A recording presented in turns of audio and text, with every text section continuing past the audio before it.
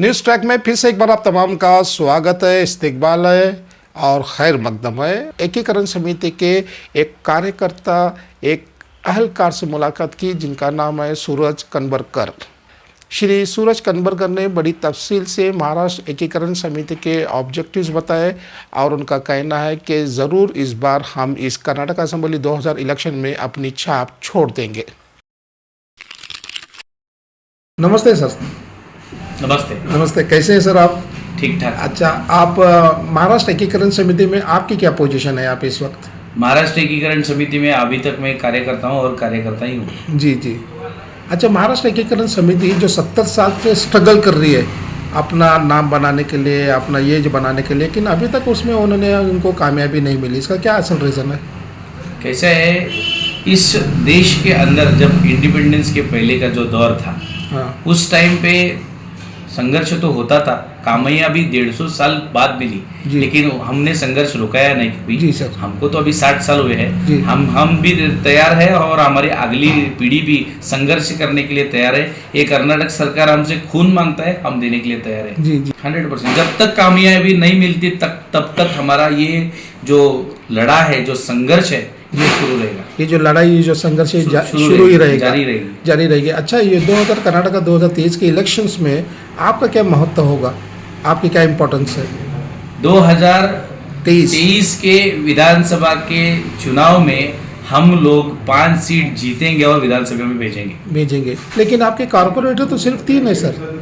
Corporator 3 रहने से कोई मतलब नहीं, तब उस टाइम पे वातावरण अलग था और आज लोगों को चेंज चाहिए। और महाराष्ट्र एकीकरण समिति जब सत्ता में थी कॉरपोरेशन में, और जब महाराष्ट्र एकीकरण समिति के 7 एमएलए थे, उस टाइम का गोल्डन काल उन लोगों ने देखा है। वो काल हम और एक बार इधर की जनता को लाना चाहती है। लेकिन मैंने सुबह एक साहब से इंटरव्यू किया कि आपके बहुत से कार्यकर्ता छोड़ के दूसरी पार्टी ज्वाइन कर रहे हैं, इसकी असल वजह क्या है? अभी देखिए, जिनका टिकट कट गया उत्तर में, उनके कार्यकर्ता भी हमारे पास आके ज्वाइन हो रहे हैं। जी। कई लोग कहते थे कि हम गेम चेंजर है, अभी नहीं, हम ही गेम मेकर है और हम ही यहाँ पे चुन के हैं। आप किंग मेकर हैं इस वक्त? नहीं, मैं किंग मेकर नहीं हूँ, इधर की जनता किंग मेकर है। उस टाइम पे गेम चेंजर बोल रहे थे हमको, लेकिन आज हम ही यहाँ पे चुन के आएंगे। किसी के लिए हम काम नहीं करेंगे। महाराष्ट्र एकीकरण समिति का ही एमएलए इस उत्तर में होगा। इससे बीजेपी पे कितना असर होगा आपके, जब वोटर्स यहाँ पे आपके पास आ जाएंगे? पिछली बार ऐसा देखने में मिला था कि बहुत से वोटर्स बीजेपी में चले गए थे, लेकिन इस बार आप एकीकरण समिति में आप स्ट्रांग दिखाई दे रहे हैं, तो इससे आपको बीजेपी पे कुछ इसका असर पड़ेगा? देखिए, कैसे है कि वातावरण का भी फर्क रहता है। जी। पिछले टाइम में जो आपने नहीं देखा वो आज आपको देखने के लिए मिलता है। बिल्कुल। और इसीलिए पूरा जो लोगों का मतलब क्या है, एक बार आदमी और लोग विश्वास रखते हैं जी, लेकिन उधर जाके उनके साथ विश्वासघात हुआ तो अपने घर वापस आते हैं। जी सर। ऐसा पोजीशन वो जो गए हैं कार्यकर्ता उनकी हुई है, वो जल्दी हमारे पास आ जाएंगे। जी जी, जरूर और जरूर। वो आ रहे हैं और हमारे साथ है।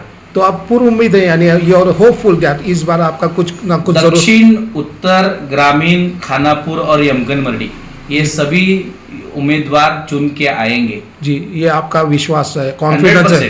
जी जी जी, 100%। क्योंकि अभी का जो वातावरण है वो महाराष्ट्र एकीकरण का ही है, बाकी किसी का नहीं। शाहपुर से कौन बैठे हैं, जैसा आपने कहा है शाहपुर में जो नॉर्थ में अमर येळुरकर है और साउथ में मतलब दक्षिण में रमाकांत दादा कुंडुस्कर, ये प्रखर हिंदुत्ववादी और मराठी माणूस, इसका जो सम्मिलन है उसको लेके आगे चल रहे हैं। पहले कहाँ करते, जो कुंडुस्कर का नाम बता रहे, पहले किसमें थे? उनकी स्वतंत्र संगठना थी जी, श्री राम सेना।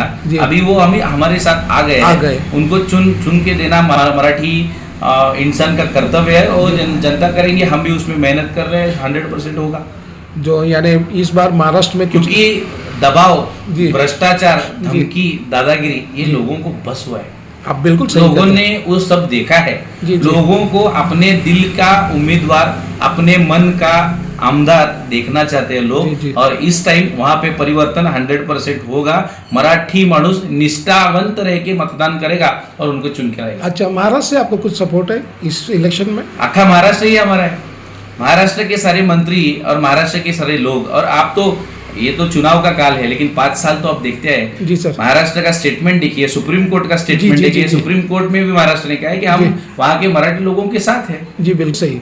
मैं ठीक है सर, आप हमारे से बात करने का बहुत बहुत शुक्रिया। Thank you very much. धन्यवाद। जय न्यूज़ ट्रैक में खबरों का सिलसिला जारी है।